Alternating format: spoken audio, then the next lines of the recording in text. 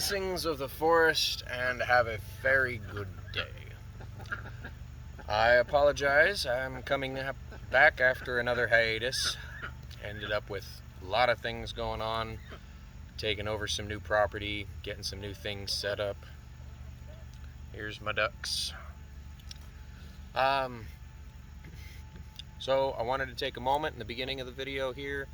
I want to thank everybody who's continued to subscribe and continued to wait patiently with me while I figure out how to get this thing up and going and get all of that information kind of compiled and all that.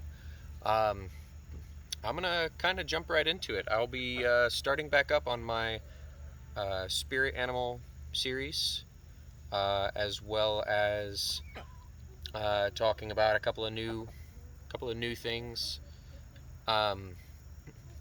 Wanted to go ahead and actually start off by talking about some of the new stuff that I've been kind of compiling and working on. One of those things that I've been working on is called Dragon Mind. Now, this sounds kind of woo-woo, and I apologize, but it really does kind of fit sort of the best idea. So let's kind of dive right into the Dragon Mind here. So when you start working in psychology, when you start working on psychological aspects, and you get into looking at Jung, and there are some other things in neuroscience, people will occasionally mention the reptile brain. Well, I started really kind of taking that apart and kind of putting my 2 cents in where I could, and doing some research and some studying. And so with the idea of the reptile mind, I think that's like the first step into getting in touch with what I would consider like dragon mind. So dragons across most mythologies represent these primordial forces, these utterly terrific creatures of renown and power and wisdom and knowledge. And a lot of mythologies have dragons separate from gods and goddesses and spirits and she-folk and such, ancestors and all that. Now there are exceptions, obviously, but for the most part, dragons in most mythology, they just sort of show up in mythology. They just sort of show up in the stories, and people just accept that. And I think that one way that you could look at that, the way that I look at that in my spiritual practices, is that dragons represent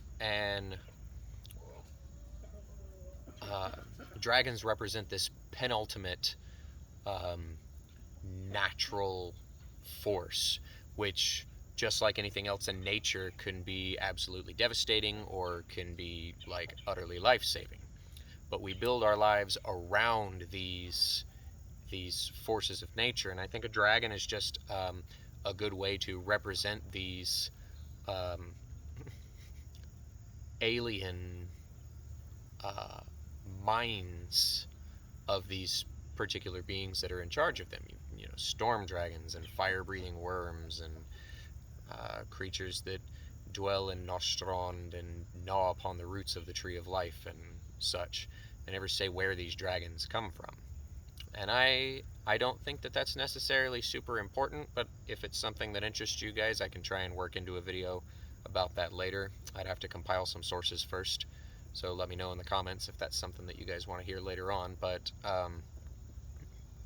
I think the beginning of understanding reptile mind, the beginning of understanding dragon mind is really understanding reptile mind. Well, what is our reptile mind? I think that our reptile mind is, it's that instinctual part of our psyche that just basically gives us information. That's all it does. It just gives us information. Whether that information is, hey, where you are is dangerous, you don't need to be here, or whether that information is, you're starting to literally get hungry, you need to start looking for food. a lot of those instinctual, we don't even really think of these as like messages, we just take them completely for granted. Well, what if you take and you study the way that reptiles move and interact and think? Well, when you start to do that, you start to realize that maybe the reptile brain isn't necessarily as primitive. I really dislike that word, but we're going to use that here. Maybe the reptile mind is not as primitive as we make it out to be.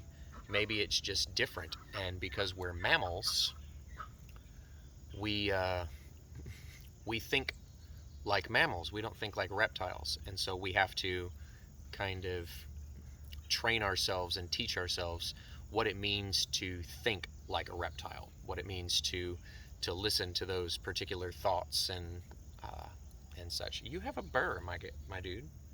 Like, what are you doing? Is that why you came over here? You came over here so that I would groom you? Okay, out of my lap, please. Thank you. So, with that in mind,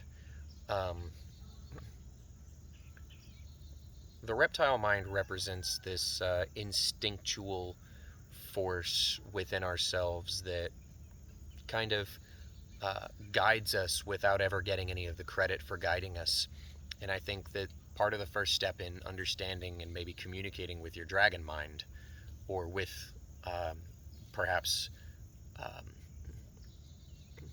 a greater subconscious force in the collective unconscious, which is represented by a dragon, part of interacting with that is first learning to start to listen to your reptile mind. I kind of have a leg up here. So I have Tourette's. We've kind of gone over that in earlier videos, but Tourette's is directly affected by where neuroscientists have said that the reptile brain kind of resides in our physical minds.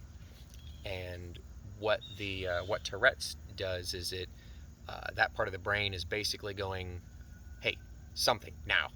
Hey, something now. And so I twitch. I don't control them. I don't even think about them really. They just sort of happen. Well, being that I have that, I have kind of this sneak preview into the language that the reptile mind uses to communicate. Okay, come here. Come on. Come here, Noct.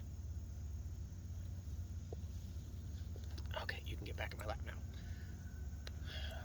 This is how we get viewers. Say hello. Yes. Thank you. So I have kind of a sneak peek into the reptile mind. Another way that we can kind of sneak peek into the reptile mind is by studying reptiles. Now, a lot of people are going to be like, oh, no. Reptiles are far too alien, they're far too weird, they're far too dangerous. Well, yes, all of those things are true. They are weird and they are alien. They do not think like mammals. They have no reason to think like mammals. They aren't mammals. We are so similar to other mammals, like this cat here, that we can kind of imagine how they're thinking pretty easily. He came over here so that I would get the burr out of his fur, and now he's giving me all of the attention. So we can easily kind of deduce that. But what if this were a large lizard, say a tegu? Well, how would they interact with us? Would they seek our company? Would they,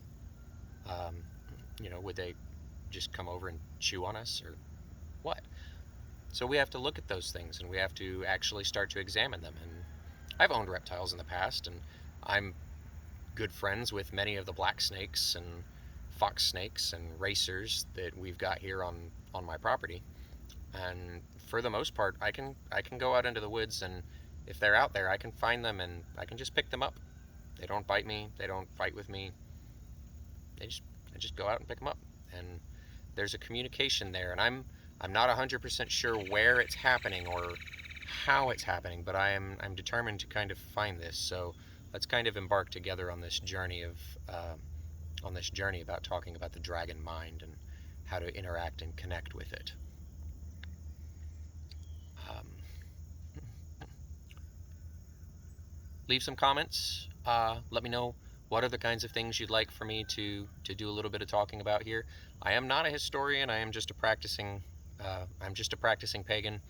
I have a lot of time in the practice, and I have a lot of variation in the practice. I've been with some different pagan groups. I've been with some different pagan organizations, and um, largely a solitary pagan myself now. Um, I teach a couple of apprentices here and there, but nothing super, nothing major. Um, so yeah, leave me some info. Leave me some stuff that you want to talk about. But I will be getting back into my my spirit animals videos. Uh, had a lot of people request different animals through that, and I've still got the list. I did keep it, so I do know probably the next 2, maybe 3 videos. I've got some stuff worked out, but I wanted to kind of hash this out now before I lost my train of thought. It seemed as good a place as any to post this info. So enjoy. Leave me some comments, some likes. You know, they're super appreciated. Um, if my content interests you, thanks. You know, subscribe, enjoy. Um, I'm on TikTok as the Mad Viking. I just updated my bio and my YouTube to include that particular handle. Haven't quite figured out how to connect the 2 accounts though, so I'll work on that. But otherwise, you should probably be able to just search the Mad Viking and I'll pop up. I'm hard to miss in a crowd.